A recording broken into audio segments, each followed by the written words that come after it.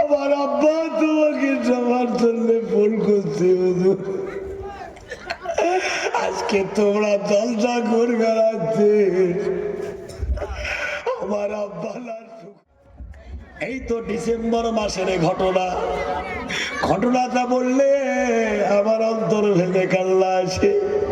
ফাইদা এক ব্যক্তি কোকরাঝার জেলা থেকে ফোন করে, হুজুর ইউটিউবে আপনার বয়ান দেখলাম, আমার ওয়াজ কিন্তু ইমানের আলো, জান্নাতের আলো, এট জান্নাতের খবর।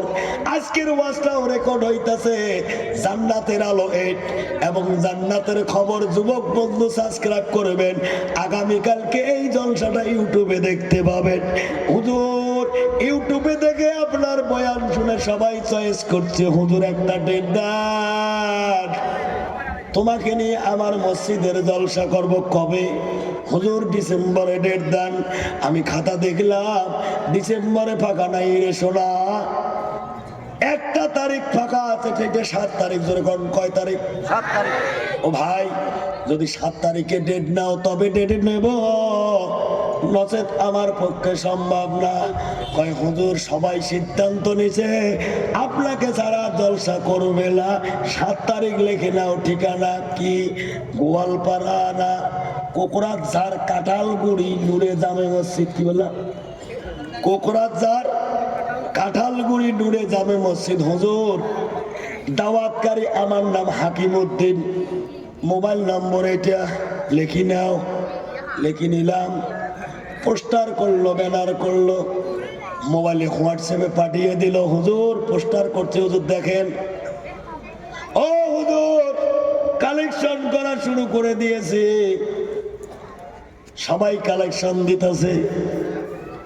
পোস্টারে যখন আপনার নাম দেখে, সবাই ইউটিউবে দেখে আর বলে হুজুর আসবে তো। ও হুজুর সবাই বলে হুজুর আসবে তো। আমি আপনার কাছে শুনতে চাই হুজুর, অনেক হুজুর আছে ডেট নাই কিন্তু ফাঁকি দেয়, আছে না বাবা? আবার অনেক কমিটি আছে ডেট নাই ফির হুজুরও ফাঁকি দেয় না। ও হুজুর কথা দেন হুজুর, 7 তারিখে অবশ্যই জলসা করতে আসবেন। আমি বললাম হাকিম উদ্দিন ভাই প্লিজ আমার দিকে তাকাবেন। হাকিম উদ্দিন ভাই আমি যখন ডেট দিয়েছি রে ভাই, অবশ্যই জলসার জন্য যাব, তবে দুটো কথা শুনি না রে ভাই। ওই 7 তারিখের আগে যদি আমি জিয়ারুল মারা যাই যেতে পারবো না, পারবো না। আর যদি কঠিন ব্যাপারে নার্সিং এর আইসিইউ এ ভর্তি থাকি তবে যেতে পারবো না।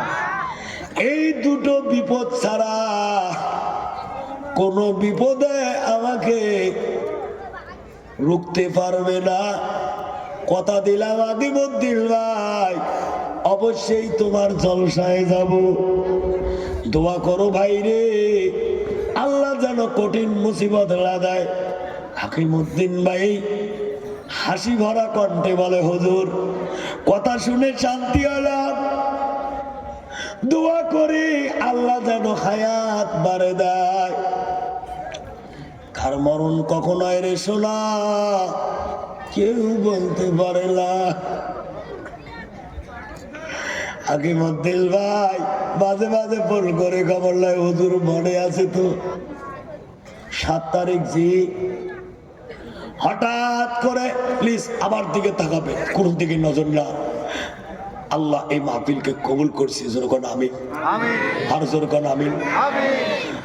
হাকিমউদ্দিন ভাই মাঝে মাঝে ফোন করে জানায় হুজুর কালেকশন করতেছি, হুজুর আপনি আসবেন, আল্লাহ হায়াত বাড়ে দেব।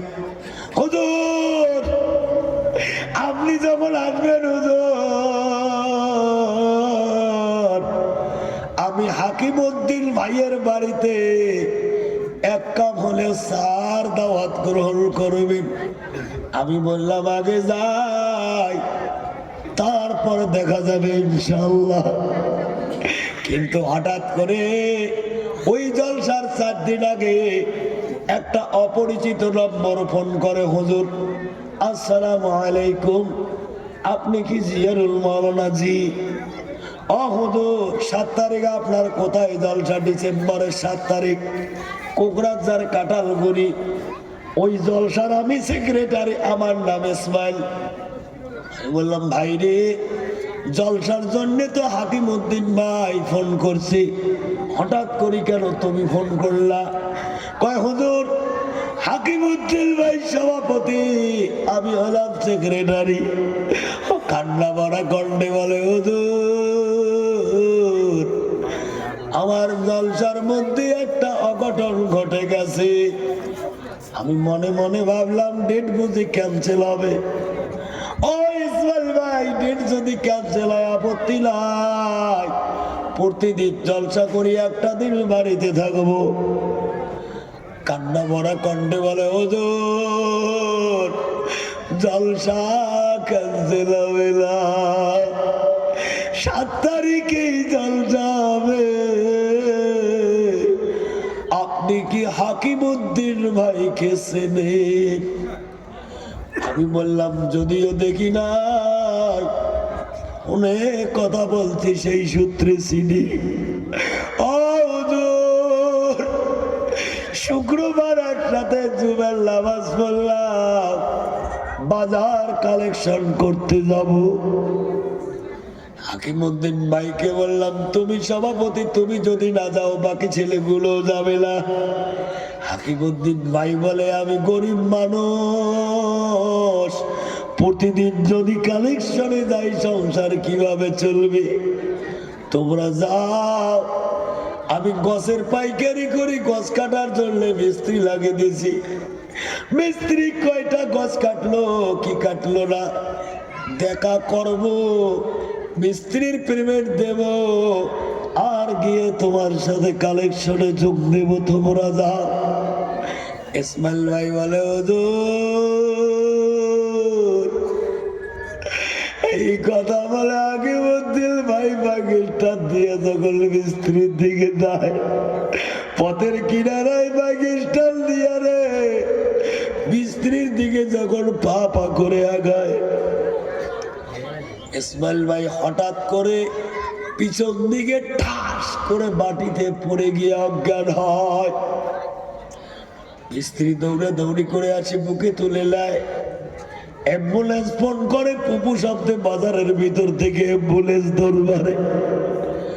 আমরা সবাই আমার গ্রামেতে কোনো মুমূর্ষ রোগী নাই, অ্যাম্বুলেন্স কার বাড়িতে যায়?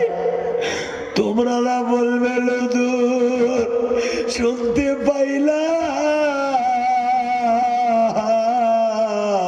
হাকিমউদ্দিন ভাই বলে অজ্ঞান হয়েছে, কালেকশন বাদ দিয়া সবাই দৌড়া দৌড়ি করে তখন গেলাম। আমি অ্যাম্বুলেন্সে উঠার আগে ইসমাইল ভাই বলে আমি হাকিমউদ্দিনের হাতে হাত রেখে নাভি চেক করে দেখি, হুজুর হাকিমউদ্দিনের নাভি চলে না। হাকিমউদ্দিন ভাইরা গত শুক্রবারে মারা গেছে। যখন জলসা করতে আসবে হাকিমউদ্দিন ভাইয়ের জন্য একটু দোয়া করবেন, আল্লাহ মুসাফিরের দোয়া কবুল করে। হুজুর এই কথা শুনে আমারও মনটা ভেঙে গেল যে হাকিমউদ্দিন ভাই আমাকে বললো হুজুর দোয়া করে আল্লাহ আমার দেখ। ওই হাকিমউদ্দিন ভাইয়ের সঙ্গে দর্শন হওয়ার আগে আল্লাহ তাকে নিয়ে গেল। 7 তারিখ আজকের মতো প্রাইভেট গাড়ি নিয়ে গেলাম। ইসমাইল ভাইয়ের বাড়িতে থাকা খাওয়ার ব্যবস্থা, চা পানি খায়া খাটের উপরে বসে আছে ছোট্ট একটা মেয়ে বাচ্চা। কি বাচ্চা? বা ছোট্ট একটা মেয়ে বাচ্চা। আমি যে রুমে বসে আছি দরওয়াজা ধরে আমার দিকে দেখে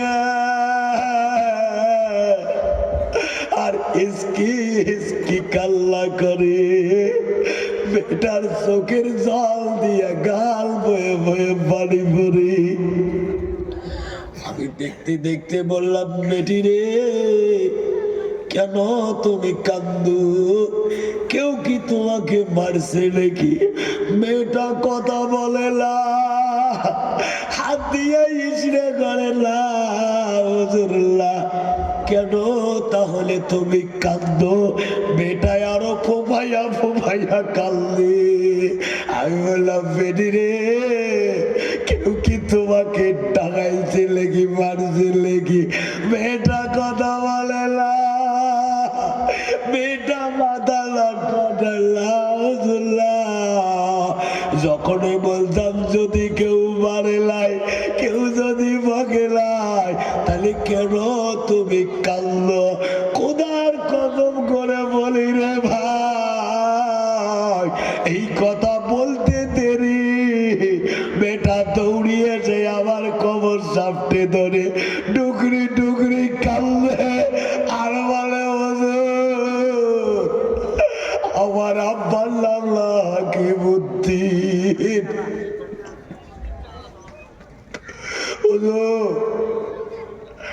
আমার আব্বা তোমাকে সবার জন্য ফোন করছে।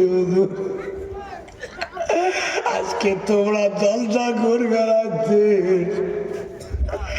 আমার আব্বালার শুক্রবারে মারা গেছে।